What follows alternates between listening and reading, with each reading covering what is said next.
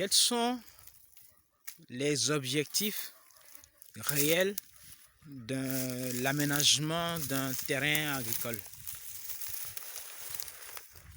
À quoi ça sert véritablement, l'aménagement des terrains agricoles? Salut, je suis Kelly Ariaba, je suis entrepreneur agricole. J'accompagne les promoteurs agricoles à améliorer leurs pratiques agricoles dans le but d'augmenter le rendement d'exploitation agricole et par conséquent la rentabilité de leur investissement agricole. Alors, hier, j'expliquais que nous étions là pour faire le nettoyage d'une surface et commencer l'aménagement de ce site-là. Et hier, j'expliquais dans la vidéo d'hier pourquoi nous étions là. En fait, j'expliquais plutôt les causes. Enfin, quand je dis les causes, c'est pas les causes. Je veux dire les raisons premières, les motifs pour lesquels on fait, ce qui nous pousse à faire un aménagement agricole. Mais là, je vais vous donner les objectifs. Les objectifs, les résultats qu'on peut espérer. Ici, par exemple, aujourd'hui, là, les ouvriers sont en pause. Et donc, j'en profite pour faire cette vidéo. Là, vous allez remarquer qu'il y a des piquets avec des balises dessus. Et au loin, vous pouvez sentir quand même une allée qui est en train d'être dessinée. Ça, c'est une rue, une allée entre une bande de casiers. Et de ce côté-ci, il y aura une deuxième bande de casiers. Et là, les différents casiers que nous dessinons ici sont des casiers de 625 mètres carrés pour faciliter un certain nombre de travaux. Alors, l'un des tout premiers objectifs pour lesquels il faut faire un bon aménagement, et d'ailleurs je vais expliquer l'aménagement du sol, du terrain agricole. En fait, ça commence déjà par la planification, après ça passe par le nettoyage du site, après ça passe par le lotissement du site, c'est-à-dire la création des casiers. Et après, on dessine les allées. Bon, dans la création des casiers, on fait en même temps les allées. Et on dessine le drainage. Où est-ce qu'il faut faire les canaux de drainage? Où est-ce qu'il faut orienter l'eau de ruissellement? Et tout ça, on le fait. Et après, en fait, dans l'aménagement des sols agricoles, après, on décide de la préparation du sol, d'accord? La préparation du sol fait partie de l'aménagement, d'accord? La préparation n'est pas l'aménagement. La préparation fait partie de l'aménagement du sol. Et donc, on décidera de quelle stratégie de préparation du sol. Est-ce que ce sera d'abord des cultures sur billon, des cultures à plat, des cultures sur planche, des cultures sous serre, hors sol, tout ça, on décidera de ce qu'il faut faire. Et aussi, dans la préparation du sol, on décidera de quelle fertilisation il faut faire. Est-ce qu'il faut faire une fertilisation chimique, c'est-à-dire utiliser ce que les gens appellent communément le NPK, l'urée, etc. Ça, c'est le chimique. Est-ce qu'il faut utiliser une fertilisation organique, c'est-à-dire utiliser les déchets végétaux ou les déchets animaux, genre la fiente de poule, la bouche de vache, etc. D'accord? On va décider de tout ça. Tout ça, ça fait partie de l'aménagement du sol. Et donc ici, vous avez vu là, par exemple, il y a un décamètre qui va servir à faire les travaux. Mais avant tout ça, il y a eu déjà un travail préalable. On a fait des schémas, d'accord? Vous allez voir peut-être ça sur cette plaquette-là, par exemple. Ce sont des schémas et des mesures qui ont été calculées. Pourquoi il faut faire ceci? Où est-ce qu'il faut mettre tel piquet? Quelle est la largeur de telle allée?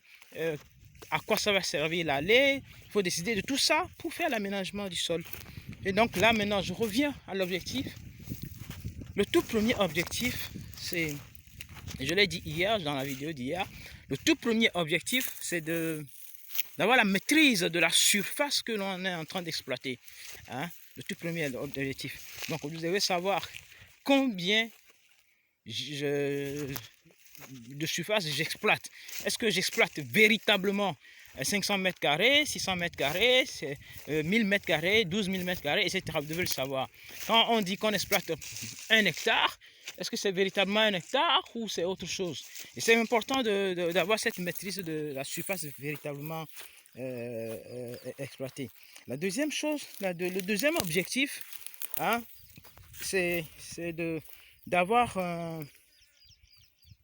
une facilité dans l'organisation. Vous savez, généralement, les paysans, et ça je l'ai rencontré avec mon client d'Azaou hein, cette année, disons dans la première moitié de l'année 2022 plutôt, nous sommes en 2023, en 2022, les ouvriers là-bas, chaque fois qu'ils ont un travail à faire dans une parcelle, ils doivent mesurer, ils doivent déterminer, ok, tel ouvrier, voilà, ok, on va mesurer les 12 bras. Ils passent 1 heure à 2 heures pour mesurer les zones dans lesquelles chaque ouvrier va intervenir. Chaque fois, par exemple, s'ils ont le fauchage à faire, on vient, on mesure. S'ils ont le semis à faire, on mesure. S'ils ont le sarclage à faire, on mesure. À chaque fois, on mesure. Et maintenant, et pire, maintenant, à la récolte, on fait la récolte, on ne sait pas quelle est la surface qu'on a effectivement récoltée, on ne connaît pas. Et la saison qui va arriver, on va encore mesurer. Mais donc, l'objectif, l'un des objectifs de l'aménagement du sol tel que nous l'expliquons, c'est d'avoir des casiers définitivement installés pour ne plus avoir à faire les mesures. D'accord? Parce que si à chaque fois il faut perdre 1 heure pour mesurer 1 hectare, 2 hectares, ou 2 heures, 3 heures pour mesurer avant que les gens commencent le travail, chaque matin ils perdent du temps. Chaque matin, ils arrivent à 6h30, 7h, ils commencent à 8h. Ils perdent du temps, c'est du temps de perdu. Or, si les casiers sont définitivement déterminés à l'avance, eh bien, dès que les ouvriers arrivent dans le champ, automatiquement, ils commencent tout de suite parce que les casiers sont prédéterminés. Parce qu'il y a les indicateurs qui disent.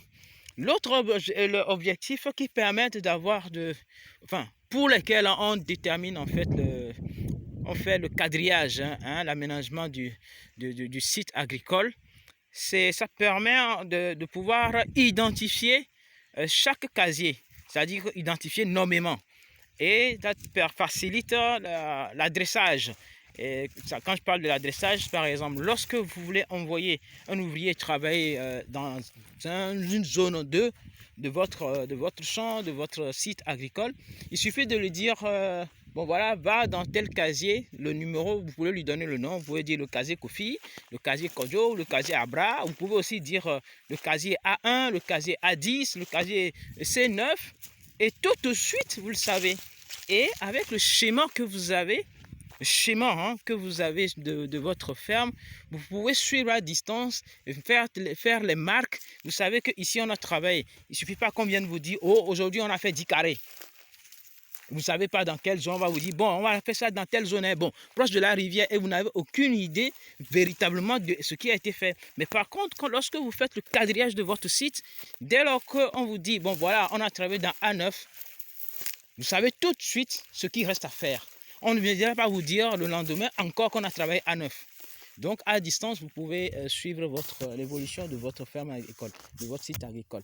Et d'autres avantages dans l'aménagement du site agricole, comme vous voyez, il y a un peu partout les piquets, un peu partout, là, au fond, là-bas, de l'autre côté, ici, là, etc. Et on va continuer encore le quadrillage. Donc, il y a d'autres avantages, vraiment d'autres avantages qui vous permettent que vous tirez et qui contribuent d'abord à améliorer, à maîtriser, à améliorer le rendement de votre site et surtout à améliorer la rentabilité parce que vous allez gagner en temps, en coût, etc., etc. Il faut le faire. Ça prend du temps dès le départ, mais une fois que vous faites le quadrillage de votre site, vous le faites une fois et vous l'avez pour toujours en fait, à moins que vous changez de stratégie d'exploitation de votre site agricole. C'est important de faire le quadrillage et le mieux c'est de le faire en cette période-ci, en cette période de sèche, un peu cette période sèche où vous n'êtes pas sous la pression pluvieuse, sous la pression de la pluie. Voilà, donc voilà ce que je voudrais quand même partager avec vous, les objectifs pour lesquels il faut nécessairement faire l'aménagement du sol de votre site agricole, à savoir le quadrillage, le drainage, tout le reste. Voilà, je vous ai cité quelques objectifs. Eh bien, j'espère que ça vous sert et que vous allez vraiment travailler là-dessus. C'est véritablement important. Voilà, donc on reste en contact et on continue. On continue de vous apporter les informations qui peuvent vous permettre de réussir en cette année 2023 votre projet agricole. Je suis Kelly Ariaba et je suis entrepreneur agricole. J'accompagne les promoteurs agricoles à améliorer leurs pratiques agricoles pour avoir de meilleurs rendements et par conséquent pour avoir de meilleures rentabilités. On reste en contact.